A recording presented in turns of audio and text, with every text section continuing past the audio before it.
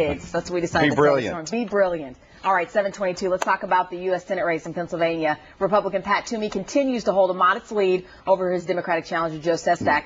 Let's give you specifics here. Toomey earning 45% of the vote, according to Rasmussen, while Sestak earns 39%. And now listen to this. Now the statewide FOP, Fraternal Order of Police, has decided to endorse the man sitting next to me here, Pat Toomey. Pat Toomey, that's big. Morning, Mike. That's a big Good morning. deal, That is Mr. big. Toomey. I'm thrilled. I'm delighted to have the support of the FOP. I had a great working relationship with the Allentown FOP when I served in the House, and the statewide organization heard both candidates make a presentation. They asked questions of both of us separately, and then they took a vote and decided to endorse me, and I'm delighted and grateful. Including our Philadelphia Yeah. FOP. John Absolutely. McNesby's going to be there standing next to He you. will personally make the announcement this Today. afternoon, today. Yeah. Yeah, that's big. What do you think was there a single most issue you think that impressed them, or? Well, I've always been very supportive of law enforcement and the importance of making sure that these guys have the resources to do a tough job. I've respected the work that they do. They've had federal issues that I've been supportive of. We don't agree on every single issue, but we do on most. And I think they appreciated the working relationship that I had with them. Yeah, you wouldn't call yourself a pro-union candidate. I'm very supportive of the work that the police officers have to do. They do it in a union. I mean, they're members of a union, and I think they have every right to do that. You know, they're concerned about a lot of issues, law and order, also their own retirement security issues, and as I say, we've had a good relationship. You know what? You can feel it in the air. As soon as Labor Day passes, you know, this campaign season, it just cranks up. The ads are in full swing. We're running your ads, we're running Sestak's ads. I want to get your take on this. Of course, you know, you've been painted by the other side as, you know, a man who's going to, you know, be in cahoots with Wall Street. Right. There's also some questions about, you know, corporate taxes, your stance on that. So let's listen to an ad, and then we'll get your response, okay? Sure. All right. Do you think corporations pay their fair share? Pat Toomey thinks corporations shouldn't pay any taxes. Let's not tax corporations. I think the solution is to eliminate corporate taxes altogether. The middle class is struggling, but Toomey thinks it's oil companies and Wall Street banks who should pay no taxes. Zero.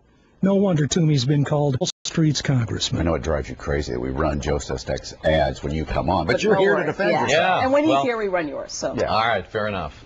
Well, again, this is Joe Sestak taking things completely out of context, taking a little tiny clip from what was a long interview. The fact is, I was trying to illustrate the point that businesses don't really pay taxes so much as they collect taxes from their consumers, right? If we raise taxes on business, as Joe Sestak wants to, then they pass that on in higher prices, and so we all pay higher prices. The bottom line is, I think we can grow this economy through lower taxes on workers and business. Joe Sestak wants higher taxes. That's a contrast that we ought to debate in this campaign. You know, it's going to come. I just noticed something coming across the wire here.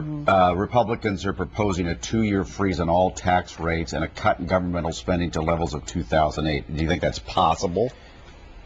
Yes, I do think it's possible. I'm all in favor of cutting spending back to the level it was at just a few years ago. That would help enormously. I agree with making the 2003 tax cuts permanent with 2 exceptions. I would lower the capital gains rate because I think that would encourage more entrepreneurship, more risk-taking, more business startups. And I'd also support lowering the top business rate because ours is so uncompetitive. We have the 2nd highest business tax rate in the entire industrial world.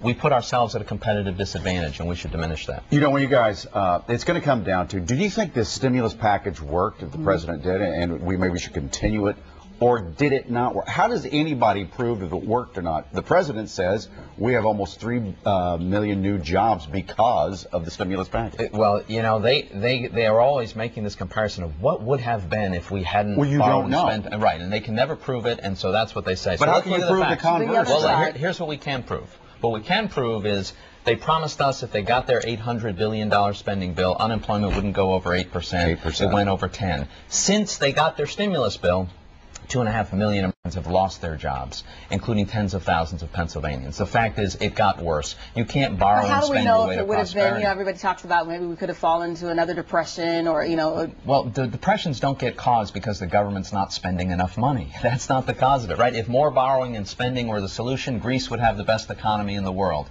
That's not the answer. Can't spend your way out. You can't borrow and spend your way to prosperity. What we need is a government that lives within its means. We need lower taxes on business and workers.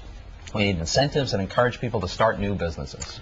People say, well, the Republicans were driving the car for 8 years, and they're the ones who ran And us that's into what the all ditch. Sestak's ads are saying. Yeah. They ran us into the ditch. Why did you give the keys back to these guys? What policies actually caused the financial crisis? I would argue a big part of it was a failure of monetary policy, which is in the Department of the Fed, and a big part of it was Congress encouraging lending practices that were irresponsible, lending money to people who couldn't pay it back, zero money down mortgages, and eventually a lot of those mortgages went south because people had loans they couldn't afford.